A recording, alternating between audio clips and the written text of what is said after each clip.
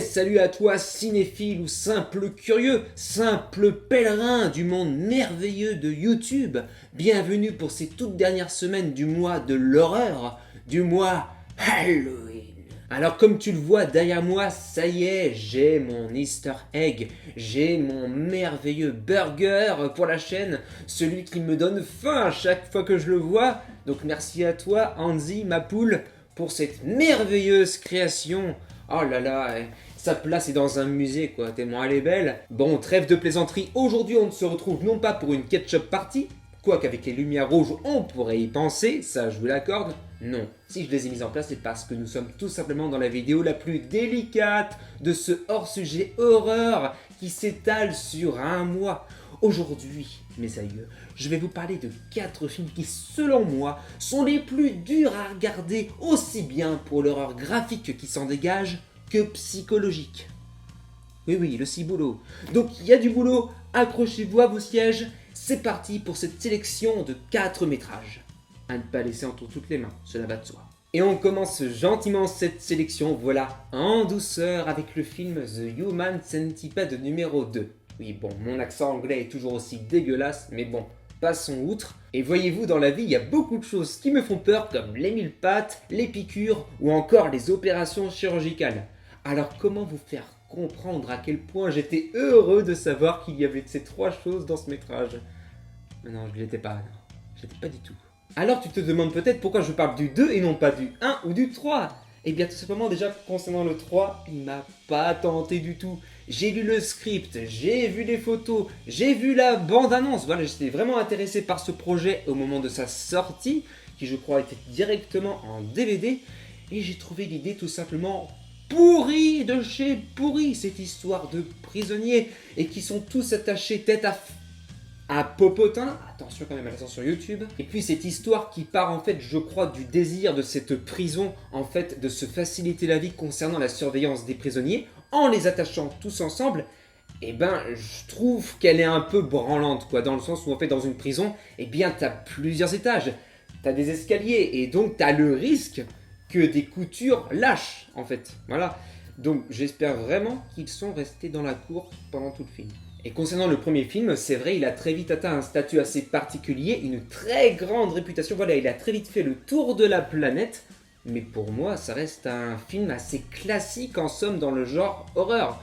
Bon après, c'est vrai, il a beaucoup de bonnes choses, il regorge de qualité. Et d'autres choses aussi, voilà, bien sûr. Mais pour moi, voilà, il n'a pas sa place dans ce top 4 parce que très loin d'être un chef-d'œuvre, même si parfaitement exécuté. Voilà, peut-être que j'en parlerai dans une prochaine vidéo, mais pour moi, dans tout ce qui est chef-d'œuvre, ça concerne plus sa suite. Alors déjà, ce que j'adore dans The Human Centipede 2, il faudra vraiment que je dise en français la prochaine fois, quand même, ce sera mieux pour vous. Donc ce que j'adore déjà, c'est le côté méta qui va se dégager du métrage, parce que voilà, on suit l'histoire d'un quarantenaire qui est complètement déréglé du ciboulot et qui en fait va être obsédé par ce premier film. Oui, vous avez bien entendu, dans la suite, le premier film existe en DVD.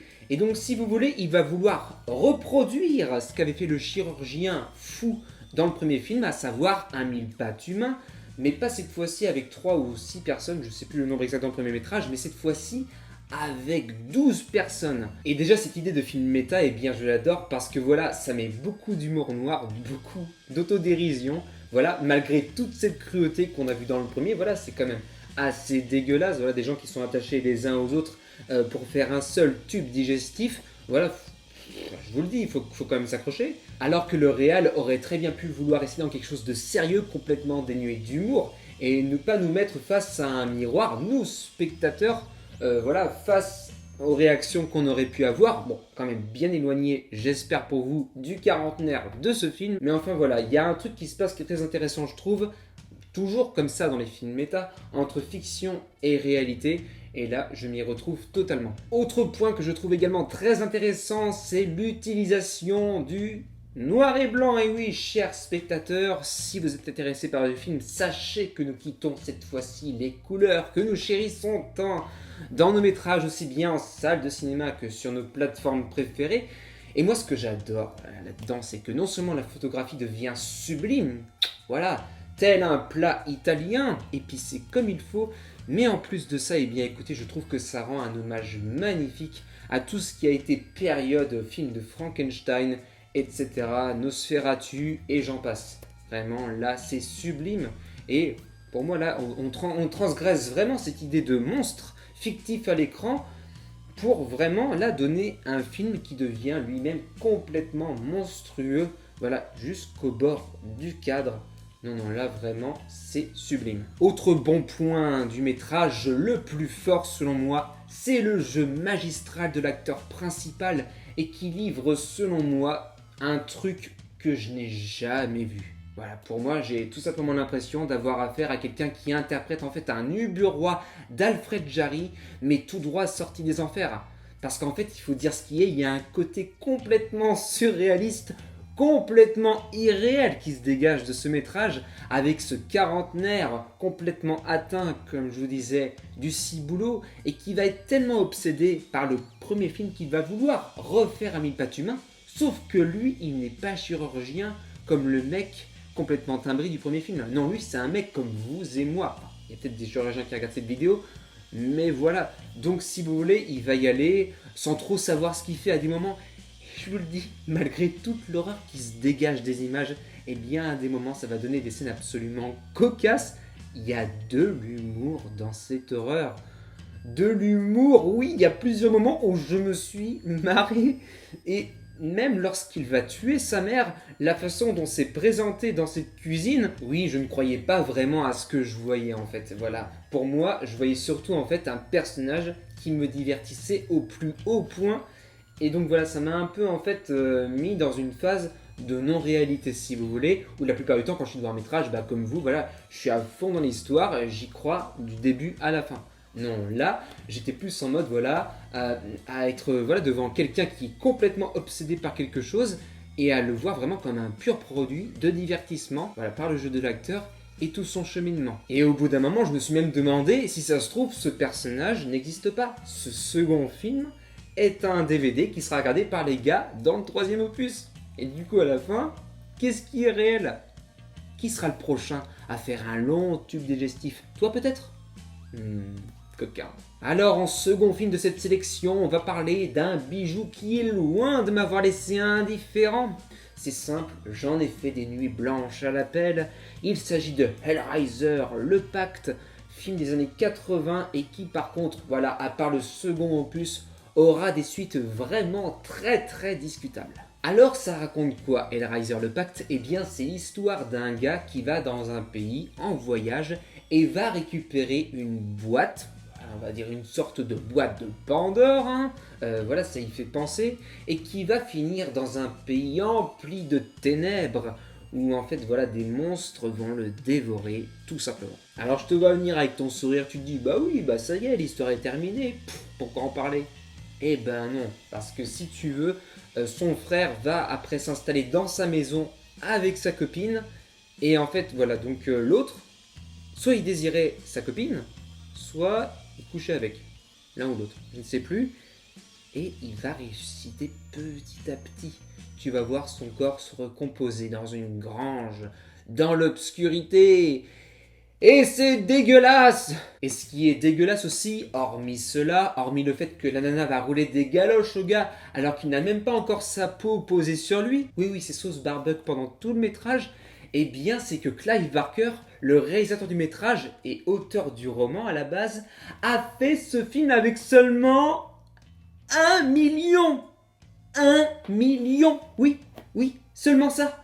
Quand on sait qu'à côté Robert Downey Jr. a gagné 75 millions avec Avengers Endgame, c'est tout simplement le jour et la nuit. Et quand je disais que c'était dégueulasse, eh bien c'est qu'en fait à côté de ça, nous par exemple youtubeurs amateurs qui avons très peu d'abonnés, eh bien voilà, quand on n'a pas beaucoup de moyens, on doit se contenter de tourner dans sa chambre, sans fond vert, sans figurant, sans gros moyens. Alors qu'à côté de ça, un mec comme Clive Barker, avec un petit million et une petite maison, a tourné un film d'une merveille absolument renversante, tant au niveau des maquillages, des effets spéciaux, qu'au niveau de la mise en scène et de la tension qui règne du début à la fin sans aucun temps mort. Donc c'est vraiment un chef-d'œuvre à voir si vous êtes fan de ce genre ou même du cinéma plus globalement. C'est un film très intéressant parce qu'il traite vraiment de notre rapport à la douleur, de l'amour qu'on peut lui consacrer, parce que voilà, vous ne le savez peut-être pas, mais ce sont les mêmes terminaisons nerveuses pour tout ce qui est amour et douleur. Et avec le personnage central, lui qui est complètement taré de la tête, eh bien, on comprend qu'on est encore face à une obsession, voilà, comme dans The Human Centipede, cette obsession de la douleur, de l'horreur, de l'amour, du malsain, et vraiment ça fait questionner sur nous-mêmes, aussi sur notre rapport avec les autres, sur les relations toxiques que l'on peut avoir également. Et si vous voulez prolonger le plaisir sado, eh bien le 2 est très intéressant également, une très belle mise en scène, mais voilà, avec bien plus de maladresse, bien plus de moments moins maîtrisés. Mais bon voilà, très intéressant quand même, surtout en comparaison de ce qu'ils vont pondre par la suite. Ah ça y est, troisième film, donc numéro 2 avant le pire selon moi. Ah, tu sens le trouillemètre monter, n'est-ce pas? Ouais non, ça va, je l'ai vu à l'âge de 6 ans. Alors Cannibal Holocaust de 1980 ou Comment se faire un méchoui sans un rond, eh bien si vous voulez, est tout simplement l'un des films les plus choquants selon moi, mais pas vraiment pour tout ce qui est mort des protagonistes. Donc l'histoire, elle qui est filmée en found footage, donc les prémices du terrifiant Blair Witch ou autre Cloverfield, raconte en fait les péripéties de quelques journalistes qui vont disparaître dans une jungle après avoir eu l'envie de rencontrer des cannibales. Ça, perlipopette, comment est-ce possible? Et donc si vous voulez, les États-Unis vont dépêcher une équipe de secours sur place, elle qui va tomber sur des cassettes vidéo, ces vidéos qui vont révéler leur terrible sort. Oui, enfin, terrible sort, je me marre parce que pour l'anecdote, dans le métrage, ils ont tué pour de vrai des animaux, dont un singe et surtout une tortue. Voilà, cette scène qui m'aura le plus marqué. Bon, ça n'enlève pas les qualités du métrage qui est absolument saisissant. Voilà, on est vraiment à fond dans cette jungle, à fond dans ces images filmées. Mais voilà, j'aurais vraiment préféré qu'il se passe de faire ces atrocités, de savoir que des animaux sont morts pour un tournage à l'époque. Non, moi, ça me prend toujours à la gorge. Et vraiment, quand vous le regardez, ce métrage, quand vous voyez vraiment ces animaux crever, voilà, sous vos yeux, enfin voilà, si vous êtes sensible à tout ça, ça fait vraiment quelque chose. Et oui, on ne peut pas toujours se poiler, et tu te demandes peut-être du coup, pourquoi est-ce que je parle de ce métrage? Eh bien, parce que malgré tout, il reste très bien filmé, le jeu d'acteur est sublime également, et puis toute cette atmosphère qui va entourer l'histoire est vraiment absolument géniale. J'ai rarement ressenti ça en fait devant un film, donc il est quand même à voir. Mais voilà, vu que je l'ai vu que 2 ou 3 fois, je ne peux pas développer plus que ça. En tout cas, selon moi, c'est le meilleur film du genre cannibale. Peut-être pas le film à voir à Halloween, mais voilà, je voulais en parler. Donc après, c'est à vous de vous faire votre propre idée. Et enfin, on finit avec la cuillère de caviar, la crème de la crème, la cerise sur le gâteau. Je veux parler de A Serbian Film, sorti en 2012. Bon déjà, on va faire simple. Ce film, je l'ai vu une fois. Voilà, une fois. Et je le reverrai plus jamais. Non mais A Serbian Film, c'est affreux. C'est affreux. C'est affreux! Pardon voisin! Donc l'histoire se concentre sur le personnage de Milos, un acteur pornographique à la retraite, et parce que voilà, il galère financièrement avec sa famille, et bien en fait il a accepté un nouveau contrat pour un gros patron et qui a l'air d'aimer ça. Les contrats. Non mais ça fait bizarre quand je parle de films porno comme ça, je suis en tout bas. Bon bah on va la faire normale, hein. Tant pis pour lui.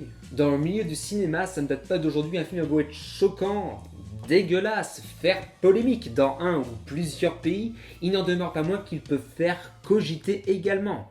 Coucou Gaspard Noé. Et donc voilà, avec A Serbian Film, c'est le cas et c'est tant mieux. En fait, dans ce métrage, vous avez 2 points qui sont surtout très intéressants. Le premier de ces points, eh bien, c'est le rapport que vont entretenir les personnages de ce métrage avec la perversité. Voilà, d'un côté, vous avez le monde de Milos, ce simple père de famille, et qui, au lieu d'aller découper du bois comme Père Ingalls, va tout simplement tourner des bons films porno pour mettre du beurre dans les épinards. Donc voilà, des bonnes intentions. Et de l'autre côté, vous avez ce patron hyper connu dans le milieu du cinéma pornographique et qui va avoir cette petite idée derrière la tête, avec ses employés, va mettre en place ce plan ô combien machiavélique, ce plan dans lequel va être piégé Milos malgré lui. Autre point hyper intéressant également, c'est quel est le pouvoir de ceux qui nous dirigent, qui nous gouvernent, ou tout simplement qui nous donnent des ordres dans un simple boulot.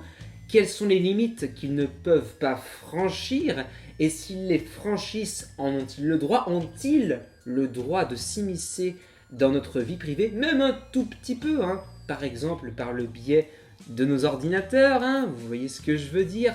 Non, là-dessus c'est vraiment très intéressant. Et puis voilà la façon dont on va nous manipuler, eh bien, pour nous soutirer quelque chose, pour nous influencer par exemple même avec les pubs ou autres supports. Non, vraiment, ça fait poser question. Et suivre Milos dans ce labyrinthe de folie, lui qui va se retrouver là-dedans, malgré lui, le centaure fou furieux, eh bien ça fait vraiment mal au derche. Sans jeu de mots avec la scène de la fin, dont je ne vous révélerai absolument rien, tellement elle est terrible. Non, vraiment, oui, je vous le dis, c'est cette scène en particulier qui fait que je ne veux plus jamais voir ce métrage, tant elle m'a choqué. Après, voilà, j'ai bien compris le message qu'on a voulu faire passer, sans jeu de mots. Mais vraiment, non, là, ça m'a vraiment atteint, personnellement. Ça m'a vraiment percuté. Je n'ai jamais ressenti ça devant une telle scène. Et donc voilà, je vais m'arrêter là-dessus parce que je ne sais quoi dire. Sinon que, eh bien, regardez ce métrage, allez-y, mais avec prudence, hein, c'est un conseil, pas après pas. Pourquoi pas un sac à vomi? Parce que voilà, avec ce Matrix de la pornographie, je peux vous dire qu'on ne ressort pas de là indemne dans la majeure partie des cas. Sûrement le pire moment de ma vie. Celui-là, heureusement que je ne l'ai pas vu à l'âge de 6 ans. Bon, et bien voilà, c'était pas si compliqué à faire ce mot horreur. Non, trêve de plaisanterie, j'étais très heureux de vous présenter ma sélection de films épouvante horreur préférés. J'espère que ces vidéos vous auront plu. Comme d'habitude, likez, partagez, mettez la cloche et surtout abonnez-vous là, juste en dessous, pour ne rien louper de ces prochaines vidéos. Sur ce, vous connaissez le rituel. Je vous dis un grand merci et surtout, Kenavo.